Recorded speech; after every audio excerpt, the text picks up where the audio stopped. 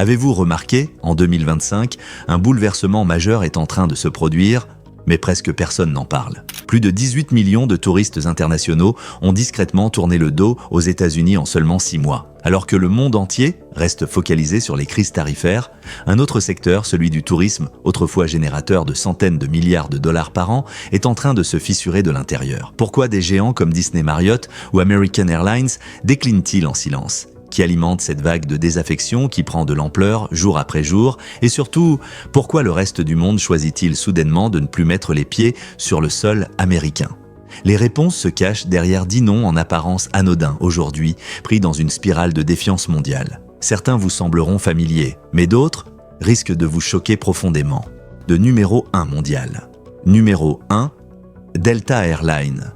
Vous allez avoir du mal à y croire. Delta Airlines, l'une des plus grandes compagnies aériennes américaines, vient d'annuler plus de 6200 vols internationaux en seulement 3 mois. Pas par manque d'avions, pas par manque de personnel, mais simplement parce qu'il n'y a plus assez de passagers. Autrefois, Delta reliait les États-Unis à plus de 180 pays. Aujourd'hui, ce chiffre a chuté de moitié. À l'aéroport JFK de New York, pourtant le plus grand hub international du pays, le hall d'enregistrement pour les vols internationaux de Delta est quasiment désert. Des lignes autrefois très rentables vers la Corée du Sud, l'Allemagne, le Japon ou encore le Brésil sont soit suspendues, soit supprimées sans date de retour. Selon les chiffres internes, les revenus internationaux de Delta ont chuté de 38% par rapport à l'avant-Covid. En 18 mois, ils ont perdu plus de 6 millions de réservations. Et le taux de remplissage des vols vers le Japon, la France ou le Brésil est tombé entre 56 et 61%, le plus bas niveau depuis 15 ans. Un ingénieur technique basé à Atlanta avec 17 ans d'expérience chez Delta confie « Avant, je contrôlais 7 à 8 avions par jour. Aujourd'hui, si j'en vois un dans le mois, c'est déjà beaucoup. Les jeunes pilotes sont suspendus indéfiniment. Les hôtesses se relaient pour prendre des congés forcés. Le ciel est toujours là, mais plus personne ne veut voler vers les États-Unis. Et ce n'est pas une peur de l'avion. Ce que les voyageurs redoutent, c'est ce sentiment d'inconfort, d'hostilité, de contrôle excessif dès qu'ils posent le pied sur le sol américain. Pendant ce temps, Air Canada a ouvert 14 nouvelles liaisons internationales. Emirates, Lufthansa, Turkish Airlines enregistrent une croissance à 2 chiffres. Le monde veut encore voyager, mais il ne choisit plus l'Amérique. Delta fut un symbole du lien entre l'Amérique et le monde. Aujourd'hui, elle assiste impuissante à un lent divorce. Le monde coupe peu à peu le contact avec les États-Unis. Numéro 2, Marriott. Autrefois, lieu de passage privilégié pour des millions de voyageurs internationaux, la chaîne hôtelière Marriott est aujourd'hui plongée dans un silence pesant. Chaque nuit, au lieu des rires et des conversations des touristes seuls, le bruit sourd de la climatisation résonne dans des chambres vides. Le problème. Ce n'est ni une pandémie, ni une baisse de qualité de service. C'est simplement que les voyageurs étrangers ne veulent plus venir aux États-Unis. D'après le rapport financier du premier trimestre 2025, Marriott a perdu 2,5 milliards de dollars de revenus liés aux clients internationaux en à peine 2 ans. Les réservations venant de marchés clés comme la Chine, l'Allemagne et le Brésil ont chuté de 35 à 60%. À Los Angeles, New York, Orlando, des destinations jadis ultra fréquentées, les annulations de dernière minute atteignent des niveaux records. Un réceptionniste de l'hôtel Marriott à Maui, Hawaï, qui y travaille depuis plus de 22 ans, confie « Avant, j'avais appris quelques mots en coréen, en japonais, en français juste pour accueillir les clients. Maintenant, il n'y a plus personne à accueillir. Pourquoi ?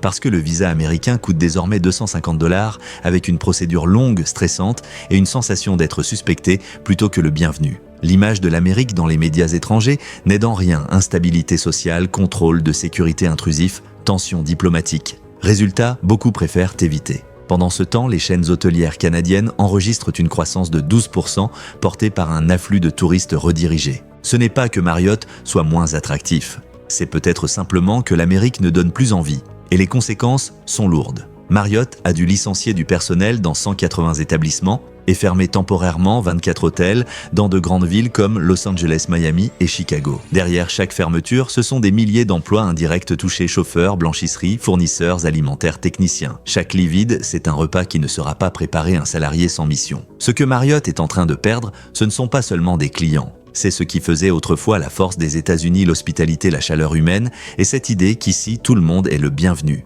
Et si même Marriott n'arrive plus à tenir ce rôle, que restera-t-il aux petites entreprises qui, elles, dépendent entièrement du tourisme international? Numéro 3, Disney World. Ce lieu qui a fait rêver des millions d'enfants à travers le monde est en train de devenir un parc premium local réservé presque exclusivement aux Américains. Selon un rapport interne, la fréquentation internationale de Disney World a chuté de 44% en seulement 3 ans. Les marchés clés comme le Japon, le Royaume-Uni, la France et le Brésil ont tous enregistré des baisses supérieures à 50%. Dans le pavillon World Showcase du parc Epcot, censé célébrer les cultures du monde entier, l'absence de visiteurs étrangers se fait cruellement sentir. Un acteur en costume employé chez Disney depuis 2009 confie « Avant, quand j'entendais un « Can I take a picture ?», je pouvais deviner la nationalité. Aujourd'hui, plus besoin de deviner, ce sont tous des Américains. Plus de bonjour de konnichiwa ou de gracias. Juste des regards vides et des bancs vides. Disney a dû réduire ses spectacles multiculturels fermés des restaurants internationaux faute de clients étrangers. Et avec eux, tout un écosystème s'effondre, fournisseurs en gastronomie, artistes, créateurs de costumes partenaires internationaux, tous touchés, beaucoup contraints de se retirer. Un parc à thème n'est pas qu'un lieu de divertissement. C'est aussi un symbole de lien entre les cultures. Et quand ce lien disparaît, les châteaux de contes de fées Mickey Mouse et les feux d'artifice perdent un peu de leur magie. Disney a longtemps été surnommé l'endroit le plus magique de la Terre, celui dont rêvait chaque enfant. Mais si le monde entier ne vient plus, Disney est-il encore vraiment Disney? Si le symbole culturel le plus puissant de l'Amérique perd lui aussi son public, qu'adviendra-t-il des petites entreprises, celles qui n'ont ni château enchanté ni marque internationale mais qui vivaient, grâce aux touristes venus du monde entier? Numéro 4, American Airlines. L'une des plus grandes compagnies aériennes du monde, American Airlines, dépend désormais presque exclusivement du trafic domestique, comme si les États-Unis étaient devenus une île isolée. En l'espace de 2 ans, la compagnie a perdu plus de 6,1 milliards de dollars de revenus provenant des vols internationaux. Les liaisons vers la Chine, le Brésil, l'Afrique du Sud, ou encore l'Inde auparavant en plein essor, ont été purement et simplement supprimées. Pendant ce temps, des concurrents comme Emirates, Lufthansa ou Air Canada continuent de croître, portés par des politiques de visa plus souples et une image nationale plus accueillante. Le problème, ce n'est pas que les voyageurs ne veulent plus voler, c'est qu'ils ne veulent plus atterrir aux États-Unis. Des visas trop chers, des délais d'obtention interminables, des contrôles de sécurité intrusifs avec fouilles de téléphone et d'ordinateur, tout cela donne aux visiteurs le sentiment d'être traités avec méfiance, pas avec hospitalité. Une hôtesse de l'air d'origine mexicaine employée chez American Airlines depuis 2011 confie « Avant, je volais 90 heures par mois. Aujourd'hui, à peine 40. Ce n'est pas le manque de passagers, c'est le manque d'hospitalité. » Dans les grands aéroports comme Dallas-Charlotte ou Miami, les revenus des boutiques et restaurants destinés aux voyageurs internationaux se sont effondrés, impactant des centaines d'emplois indirects, chauffeurs, agents de service, restaurateurs, hôteliers. Un avion peut décoller, mais s'il n'y a personne à l'arrivée, ce vol n'est plus qu'un trajet solitaire et coûteux. American Airlines n'a pas seulement perdu des lignes aériennes, elle a perdu sa vision du monde, et lorsqu'un aigle ne vole plus, ce n'est peut-être pas la faute d'une cage en fer, mais de barrières invisibles, des politiques, des perceptions, des décisions qui l'empêchent de déployer ses ailes. Numéro 5, Hilton. Les immeubles Hilton de 25 étages brillent encore de 1000 feux la nuit. Mais à l'intérieur, il se peut qu'à peine 4 chambres soient occupées. Plus de 200 hôtels Hilton à travers les États-Unis fonctionnent aujourd'hui à moins de 50% de leur capacité. Dans les grandes villes touristiques comme New York, San Francisco ou Chicago, le taux de chambres occupées par des clients internationaux est passé de 68% en 2019 à seulement 29%. Et non, le problème ne vient pas de Hilton lui-même. Les clients n'ont pas changé d'avis sur la marque. C'est l'Amérique qu'ils ne veulent plus visiter. Des politiques migratoires de plus en plus restrictives, des démarches de visas complexes et décourageantes, un sentiment général de froideur envers les étrangers. Autant de raisons qui font fuir les fidèles clients internationaux de Hilton. Pendant ce temps, des concurrents à Dubaï, Singapour ou au Canada profitent de l'occasion pour s'agrandir avec des politiques de plus souples, un accueil plus chaleureux et plus d'ambition. Résultat, plus de 12 000 salariés de la chaîne Hilton aux États-Unis ont été licenciés ou basculés vers des contrats précaires. Des suites luxueuses, autrefois réservées 1 an à l'avance, servent aujourd'hui de débarras. Les projets d'expansion aux États-Unis ont été gelés, voire délocalisés vers des marchés plus dynamiques. Mais Hilton n'est pas seul à souffrir. Ses fournisseurs de nourriture, de linge, d'organisation d'événements, toute une économie gravitant autour de l'hôtellerie, se bat pour survivre. Les grandes métropoles touristiques, longtemps portées par les dépenses des visiteurs internationaux aisés, voient leur budget plonger, moins de recettes fiscales, moins de services publics et plus de chômage. Un hôtel ne choisit pas ses clients. Mais le pays où il se trouve lui fait un choix. Hilton fut autrefois le lieu de congrès internationaux, de mariages somptueux et de galas de prestige. Aujourd'hui, les grands salons de réception sont aussi silencieux qu'un entrepôt vide. Ils sont encore nettoyés chaque jour, mais plus personne ne vient admirer leur élégance. Numéro 6, Hyatt Hotels. Il y a 5 ans à peine, Hyatt annonçait un plan d'expansion mondiale ambitieux, 100 nouveaux hôtels, dont une grande partie prévue aux États-Unis. Mais en 2025, des dizaines de ces projets ont discrètement disparu. Pas de communiqué de presse, pas d'annonce officielle, juste un silence glacial. Ce n'est pas une erreur de stratégie. C'est le signe clair d'un désengagement silencieux du secteur haut de gamme américain. Selon les propres rapports de Hyatt, les réservations internationales ont chuté de 48% par rapport à l'avant-pandémie, et ce malgré la réouverture complète du monde. 13 projets prévus aux États-Unis ont été suspendus ou ont vu leur financement retiré. Pendant ce temps, Hyatt investit massivement au Mexique, au Canada et aux Émirats arabes unis, où l'afflux de touristes internationaux bat des records. Aux États-Unis, les revenus du premier trimestre 2025 ont baissé de 22% par rapport à la même période en 2023. Un choc à l'heure où le secteur devait justement rebondir après le Covid. Face à cette réalité brutale, Hyatt n'a eu d'autre choix que de restructurer ses effectifs. Les talents haut de gamme sont désormais redéployés vers l'Asie-Pacifique, le Moyen-Orient ou l'Amérique latine. Des États comme la Floride, l'Arizona ou la Californie, longtemps moteur du tourisme américain, se retrouvent avec des hôtels à moitié vides, une baisse des prix immobiliers touristiques et une hausse discrète du chômage dans l'hôtellerie de luxe. Dans le milieu, on parle d'un phénomène nouveau, le luxury hollowing, l'évidement silencieux du secteur haut de gamme. Les lieux sont toujours magnifiques, les prix toujours élevés, mais l'âme n'y est plus. Ces chambres, avec tapis en velours, lits moelleux et balcons vue mer, ne servent plus qu'à accueillir des séminaires internes ou des team building régionaux. Hyatt ne s'effondre pas. Il s'efface en douceur du radar des priorités d'investissement, et cela dans son propre pays. Et si Hyatt, géant de l'hôtellerie internationale, n'y arrive plus, qu'en est-il des autres secteurs, ceux qui ne font pas directement du tourisme, mais dépendent totalement de son écosystème? Numéro 7, Las Vegas autrefois, surnommée la ville qui ne dort jamais, Las Vegas continue d'illuminer le désert. Mais derrière les néons qui clignotent, les tables de jeu sont aussi vides qu'une église à minuit. Quelque chose de profond est en train de changer dans l'industrie du divertissement américain. Le public le plus dépensier à Las Vegas, les touristes asiatiques, a chuté de près 70% en 2025. Ils venaient de Corée du Sud, de Chine, des Philippines. Aujourd'hui, ils préfèrent Singapour, Dubaï ou la Malaisie. Pourquoi ? À cause des programmes de relance centrés uniquement sur le tourisme domestique, des visas compliqués, des frais d'hébergement élevés et des contrôles aéroportuaires excessifs. Résultat, le public international se détourne de Vegas. Conséquence directe, plus de 22 000 emplois dans les casinos, spectacles et services ont été affectés de manière directe ou indirecte. Les artistes internationaux annulent leurs shows ou basculent en ligne. Des seniors qui vivaient autrefois des pourboires n'arrivent de plus à joindre les deux bouts.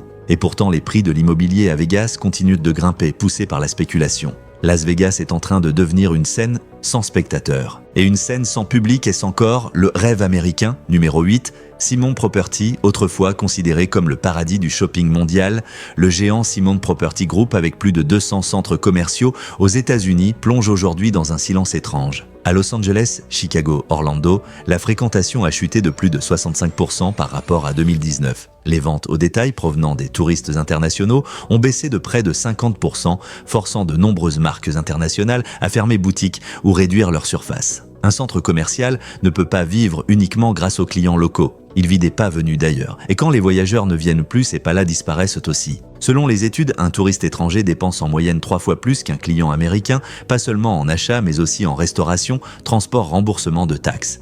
Mais aujourd'hui, des visas hors de prix et des règles d'entrée de plus en plus strictes étouffent, sans le vouloir, tout un pan du retail de luxe qui dépendait fortement de ce flux venu de l'extérieur. Un centre commercial, ce n'est pas juste un lieu de vente, c'est aussi une vitrine du pays.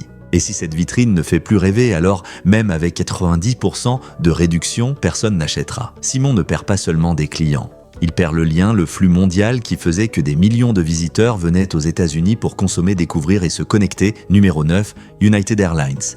United desservait autrefois plus de 120 destinations internationales. Mais en 2025, la compagnie se voit discrètement rejetée par certains des pays même qui autrefois l'accueillaient à bras ouverts. Des pays comme la Chine, le Brésil ou la Russie ont réduit ou suspendu l'octroi de visas de court séjour aux citoyens américains en réponse directe aux politiques migratoires de plus en plus strictes des États-Unis. Résultat, les vols aller-retour deviennent impossibles à rentabiliser, les dessertes sont donc réduites, voire supprimées dans les deux sens. Pendant ce temps, Air Canada, Emirates ou Lufthansa gagnent rapidement du terrain sur ces mêmes liaisons, là où United est contrainte de se retirer. United a toujours des avions, elle a toujours des équipages. Mais à quoi bon atterrir si aucun pays ne souhaite plus vous recevoir? La compagnie a donc gelé ses investissements dans les avions long courriers et redirige ses opérations vers le marché domestique. Dans les grands aéroports, les employés affectés aux terminaux internationaux sont peu à peu reclassés vers des vols intérieurs ou mis en congé tournant. Même les clients fidèles commencent à migrer vers des compagnies disposant de réseaux internationaux plus stables. Un avion peut transporter 300 passagers. Mais s'il n'y a aucun pays pour les accueillir à l'arrivée, ce n'est plus qu'un tube d'acier solitaire perdu dans le ciel. Et si nous ne sommes plus prêts à ouvrir nos portes aux autres, alors posons-nous la vraie question qui voudra encore ouvrir les siennes pour nous. Numéro 10, Macy's, vous vous souvenez de cette sensation juste avant Noël, debout devant les vitrines de Macy's à New York. Les vitrines sont toujours là, les lumières brillant encore, mais plus personne ne s'y arrête. Des sacs à main qui ne trouvent de plus preneurs, des photos check-in, qu'on ne prend plus autant de souvenirs que les touristes étrangers ne veulent que plus rapporter des États-Unis. Macy's était autrefois une étape incontournable pour les visiteurs venus d'Asie, du Moyen-Orient, d'Amérique latine. Ils y achetaient des marques de luxe, récupéraient la détaxe et découvraient le style de vie à l'américaine à travers ces grands magasins. Mais aujourd'hui, des visas hors de prix, des contrôles, à l'entrée dissuasifs, peu d'assistance linguistique et une procédure de remboursement fiscal trop compliquée. Et ces mêmes visiteurs choisissent désormais Singapour, Dubaï ou Milan plutôt que New York. Macy's a tenté de recentrer ses efforts sur le marché local. Mais le vide laissé par les clients internationaux est trop vaste. Ajoutez à cela le basculement massif vers le e-commerce et les revenus ne cessent de s'effondrer. Macy's ne perd pas que des clients. Il perd le lien symbolique entre l'Amérique et le reste du monde. Derrière chaque vente annulée, ce sont aussi des emplois locaux, des recettes fiscales et même une part de la culture américaine qui s'érode. Quand une vitrine ne reflète plus un rêve, le rêve en question, existe-t-il encore dans le cœur des Américains? Et si vous voulez continuer à explorer avec nous les vérités cachées derrière les infos qui passent inaperçues, n'oubliez pas de liker, vous abonner à la chaîne et d'activer la cloche pour ne manquer aucune des histoires à venir. Tous les contenus de cette vidéo sont basés sur des rapports économiques, des données publiques et des documents de politique mis à jour jusqu'en août 2025. Cette vidéo n'a aucune visée politique, ne critique aucune personne ni organisation et ne représente aucun gouvernement. Son seul objectif, vous offrir un regard plus profond, plus indépendant pour que personne ne reste à la traîne dans un monde qui change chaque jour.